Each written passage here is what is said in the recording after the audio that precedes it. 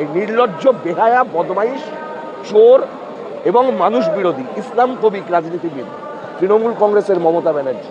ও হচ্ছে ভারতের সবচাইতে বড় ইসলাম ফোবিক রাজনীতিবিদ মমতা ব্যানার্জি।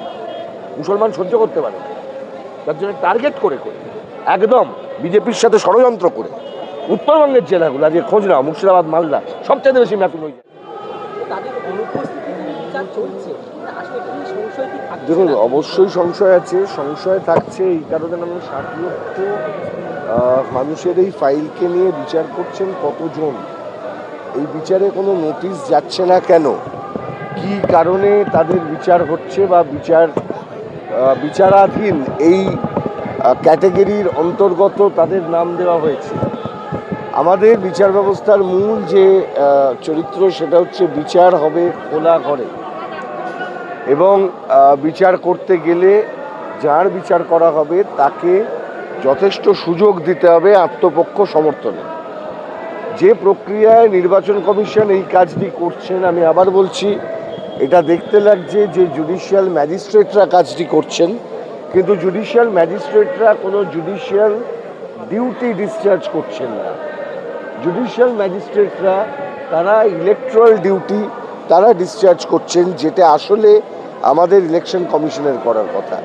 সেই জায়গায় যদি তারা স্বাধীনভাবেই কাজ না করতে পারেন, তাহলে আগামী দিনে এই সংখ্যা এবং সংখ্যা বাড়া কমা, সংখ্যাটা সঠিক না বেঠিক, এই 60 লক্ষের মধ্যে কতজন জেনুইনলি নোটিশ পেয়েছেন, কতজন নানা রকম লজিক্যাল ডিসক্রিপেন্সির নামে পেয়েছেন, আসলে সেটা ইললজিক্যাল ডিসক্রিপেন্সি হয়ে গেছে, এই বিচারটা কিন্তু সমস্যার সামনে চলে যাবে। যে কারণে আমি বলেছি যে এই মুহূর্তে দাঁড়িয়ে এই নির্বাচন প্রক্রিয়া করা যাবে না যতক্ষণ পর্যন্ত এই লজিক্যাল ডিসক্রিপেন্সির নামে যে বিচার, এই বিচার সম্পন্ন হয় এবং নির্বাচন কমিশন একটা প্রকৃত অর্থে তালিকা না দেয় যে এটা হচ্ছে ভোটার তালিকা, এটা ভোটার তালিকার মধ্যে যুক্ত হয়েছিল কিন্তু তারা অবৈধ ভোটার, অবৈধ কথাটা লিখতে হবে। তাছাড়া কোনো ভোট হবে না। প্রতিটি বৈধ ভোটার ভোট দেবে, নইলে একজন ভোটারও ভোট দেবে না।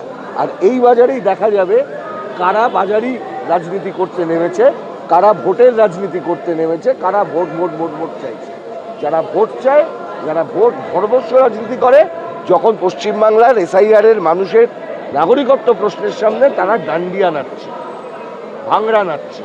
এই নির্লজ্জ বেহায়া বদমাইশ চোর এবং মানুষ বিরোধী ইসলাম ফোবিক রাজনীতিবিদ তৃণমূল কংগ্রেসের মমতা ব্যানার্জি।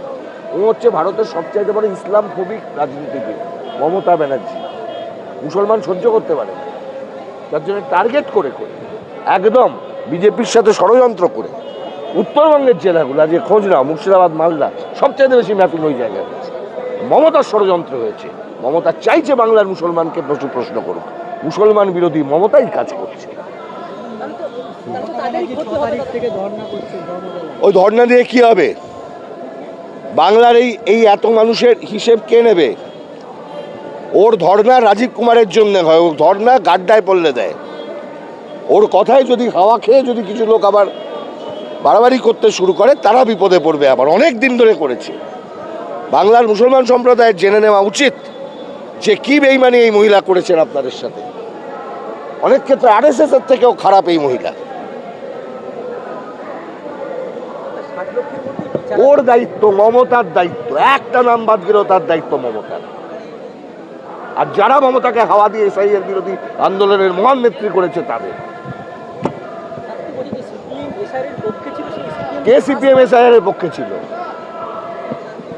সিপিএম প্রথম প্রশ্ন তুলেছে এসআইআর এর মধ্যে এনুমারেশন ফর্ম ফিল আপ করানো যাবে না। সিপিএম প্রথম প্রশ্ন তুলেছে এসআইআর এর মধ্যে লিঙ্কিং করানো যাবে না। নর্মাল এসআইআর হোক, ভোটার লিস্ট নিয়ে রিভিশন হোক, সিপিএম তার বিরোধী কোনোদিন ছিল না। মমতা ব্যানার্জির মামলায় কোথাও ছিল এনুমারেশন ফর্মকে চ্যালেঞ্জ করা? ওটার এগ্রিমেন্টে ছিল মোহন ভগবতের সাথে যে আমি এটা করে দেবো, বাংলার মুসলমানের এই অংশকে আমি আজকে বিচারাধীন করে দেবো। মাথা নিচু করে মুসলমান আসবে, মমতার আনন্দ হবে। মমতা মুসলমান বিরোধী একজন নেত্রী, এই কথাটা বাংলার মানুষের কাছে গেঁথে যাওয়া উচিত। বলো কি সত্যি কি মিথ্যে সেটা দেখে নাও, প্রমাণ করো। প্রমাণ তো এত ঘুরছে। যেদিন পশ্চিমবঙ্গের লোকের 60 লক্ষ নাম বাদ যাচ্ছে, যার একটি বড় অংশের সংখ্যালঘু মানুষ, সেই দিন মমতা ভাঙড়া নেচেছে না নাচে? মমতা ভাঙড়া নেচেছে না নাচে? যেদিন এসআইআর 60 লক্ষের ওপর মানুষের নাম বিচারাধীন হচ্ছে, মমতা সেদিন ভাঙড়া নাচছিল না নাচেনি? কুণাল ঘোষ, বিশ্ব মজুমদাররা ভোলাবার চেষ্টা করবে, আপনারা ভুলবেন? ওরা ওখানে বসে ওপর তলা থেকে অনেক কিছু ভোলাবার চেষ্টা করবে, আপনারা ভুলে গেলে চলবে না। ভুলো মাত। শুভেন্দু অধিকারী বলছে 10,000-এর মধ্যে 9,000 মুসলমান দিয়ে বাঁচাবে। আরে ওটা তো ছেড়ে দাও না, ও তো ওই কারণের জন্যই এসেছে। বাঁচানোর কথা কার? চিফ মিনিস্টারের। শুভেন্দু অধিকারী তো কালকে বলেছে যে ধর্মনিরপেক্ষ বলে কোনো বস্তু থাকবে না। শুভেন্দু অধিকারী তো কালকে বলেছে নাস্তিক বলে কোনো বস্তু থাকবে না। যে ভারতের রাজনীতি সম্পর্কে, ইতিহাস সম্পর্কে এতটা অজ্ঞ, সেই শুভেন্দু অধিকারী অনেক কিছু করতে পারে, কিন্তু সেই শুভেন্দু অধিকারীকে গ্রেপ্তার মমতা ব্যানার্জি করলো না কেন? এই অসাংবিধানিক কথা বলার পর গ্রেপ্তার করা উচিত ছিল না, ছিল না? ময়ূক রঞ্জন ঘোষের নামে যদি ক্রিমিনাল কেস হয়, তাহলে শুভেন্দু অধিকারীর নামেই কথা বলার জন্য ক্রিমিনাল কেস হবে না কেন? মমতার গভর্নমেন্ট কি আঙুল চুষছে? মমতার গভর্নমেন্টের কোনো খেয়াল নেই। বাংলার সংখ্যালঘু পুড়লে, সংখ্যালঘু মরলে, সংখ্যালঘু বিচারাধীন হলে মমতার আনন্দ হচ্ছে।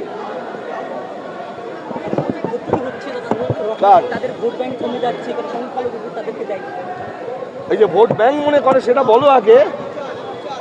এই কথাটা বললাম বলে এই যে ব্যাংক মনে করে, এটাতে এলে সংখ্যালঘু কি ব্যাংক? আমি তার একটা উপকার করেছি বলে আমি তার মানে ভোটটা কি আমি মানে কিনে নেবো? ভোটার কি আমার গোলাম? আমি রাজনৈতিক দল করেছি, তার একটা উপকার করেছি, তার মানে তাকে ভোটটা আমায় দিয়ে যেতে হবে অনন্তকাল ধরে? এটা হতে পারে? হতে পারে না তো। কারাই মানসিকতা রাখে? এক জমিদারি মানসিকতা এটা থাকে, আর বদমাইশের মানসিকতায় থাকে। কোনো সুস্থ স্বাভাবিক লোক মানুষকে কোনোদিন তার সম্পত্তি মনে করে না। আমি যদি তোমাকে বললে এই উপকারটা করতে হবে দাদা, কিছু আমি করেও দিলাম সেই কাজটা, আমি কি এক্সপেক্ট করতে পারি তুমি ভোট দেবে? ইন লিউ অফ সামথিং যারা করতে চায়, তারা ব্যবসা করে, তারা রাজনীতি করে না।